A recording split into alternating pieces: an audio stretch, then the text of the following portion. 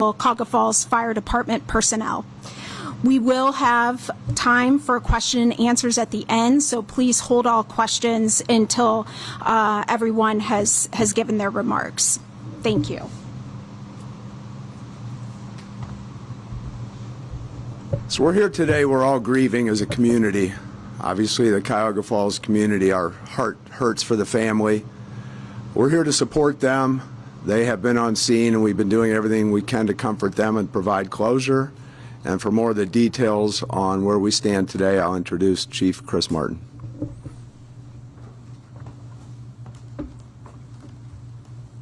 Thank you, Mayor.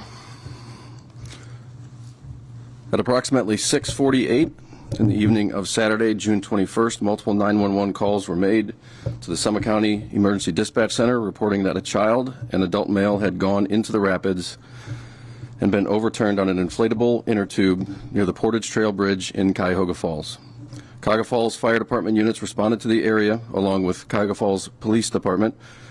A woman and child were found near the shore. The woman, along with multiple witnesses, advised that an adult male and 5-year-old child were last seen floating down the river through the rapids nearing Broad Boulevard and the Sheridan Hotel. An immediate coordinated search and rescue operation was initiated by the Cuyahoga Falls Fire Department Incident Commander. Automatic mutual aid suggestions from the Summit County Dispatch were followed through, and personnel and equipment from throughout the county responded with trained water rescue personnel.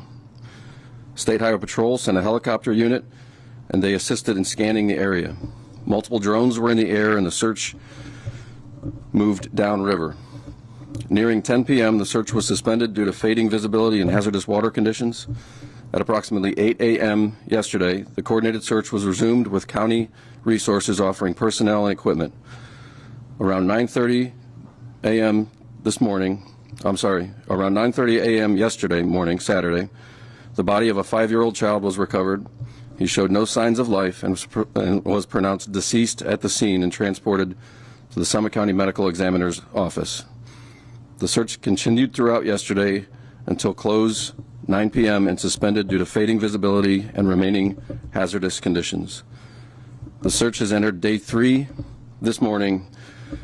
We've used the following resources and are currently utilizing the following resources. We've used approximately 50 personnel.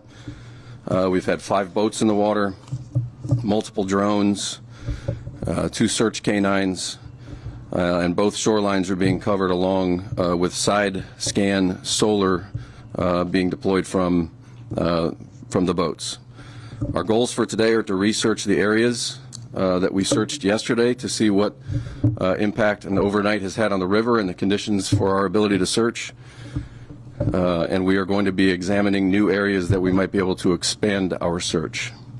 There are still numerous hazards present that are hindering our efforts to search, particularly debris from the storm. But we continue to aggressively search the areas of the river that we are able to. All members operating on the scene are highly trained in water searches, and most are swiftwater technicians. As the mayor mentioned, our hearts and passion is with the family as we try to provide closure. And at this point, we'll take any questions that you have. Do you know how? So the tube they fell in, was the family all in the same tube? Can you kind of paint a picture for how exactly this happened? We're really focused on the recovery issues, on the recovery operation that we have right now. Anything that happened preceding what we're working on and what we're focused on right now is really kind of immaterial to what we're trying to accomplish here today with all the resources that we have. So it's outside the scope of what we're here to discuss today. Chris, understanding the answer that you just gave, the family told us that there was 3 inner tubes, that they were connected together, that they all flipped over, and they said that the father, in their mind, was a hero for saving the other family members, the smaller child and the wife. Can you expand at all about anything that you've heard regarding that, and any safety issues that you might want to get across for people who are choosing to go into the river?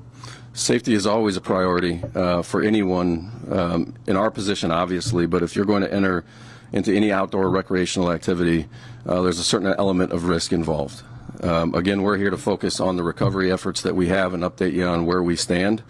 I know that specifics of the events prior to the tragedy occurring, and there are plenty. We're not here to discuss that today. When we have more of those details and our focus can shift towards that, we'll be happy to share all of those details. Do you know if they were wearing life jackets? Not really germane to what we're focused on right now, life jackets or not. Doesn't really affect our operations currently.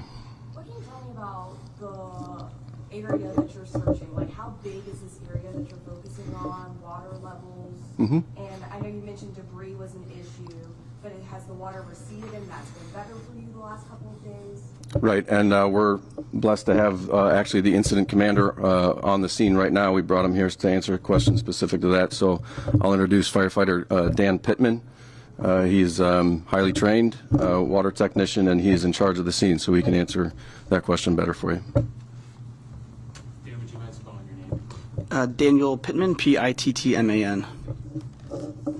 Could you repeat your question? Yeah, just kind of tell me about how big the area is that you're searching, and just talk about some of those things that are making the search difficult. So you mentioned debris, water levels, and things like that. As far as how big the area is, miles, we're going as far north or upriver as we physically can get boots on the ground. Downriver, we have gone way past where any normal washout goes. We are covering miles on the river. And that's on boat, that's on foot, that's drones, that's sonar operations. So we're attacking the main parts where most of these incidents occur. Most of our resources are going there, but we are going to the areas that seem less likely, but we were checking every nook and cranny. Tell me a little bit about that water level. Yeah, so yesterday,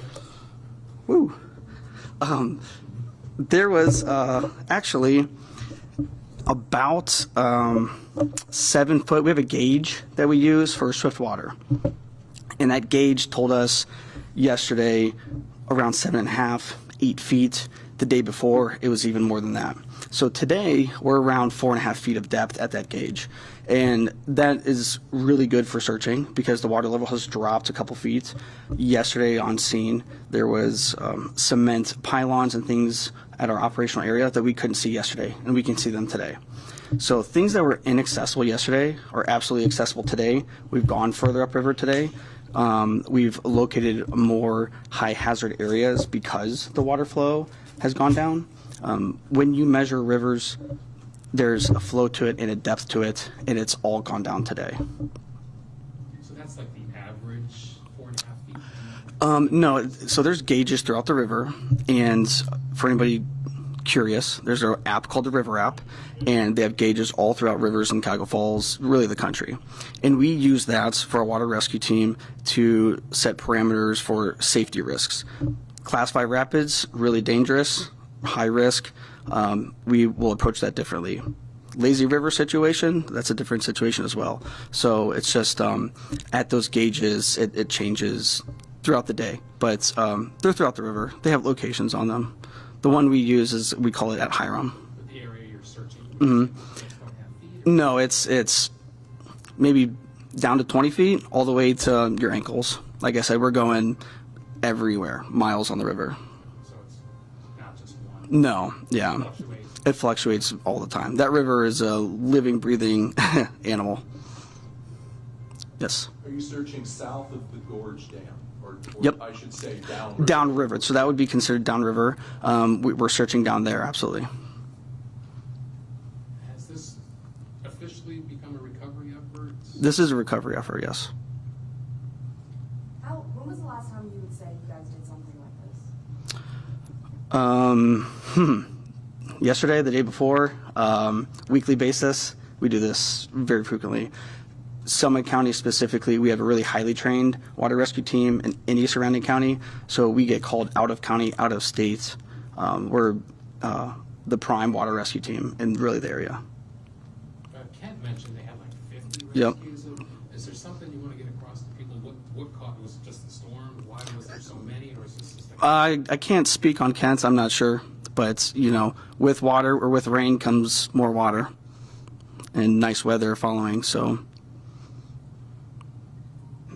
How has the heat today, like the weather conditions this weekend and it's super hot today. How has that impacted the search effort? The heat is, it's hot, but we're working through it, and we have a lot of resources through the county. We're going to let Dan get back down to work at the river. So thank you very much. Thank you all for coming. And if you need spelling for anyone's names, let me know. I will be sending a follow-up recap of what we talked about here today and any other updates that we have out within the next hour or so. So you should all have that. If you aren't sure if you're on our press list, you can give me a card and I'll make sure you specifically get added. Thank you. Just a quick question for the mayor. Is there anything you want to add about, I mean, this is known as a recreational area for people. The kayaking is huge and tubing is huge. Is there anyone from the city standpoint that you want to get across to people who may want to come down here, might be concerned about safety or precautions that they should take? Yeah, we just want people to be safe.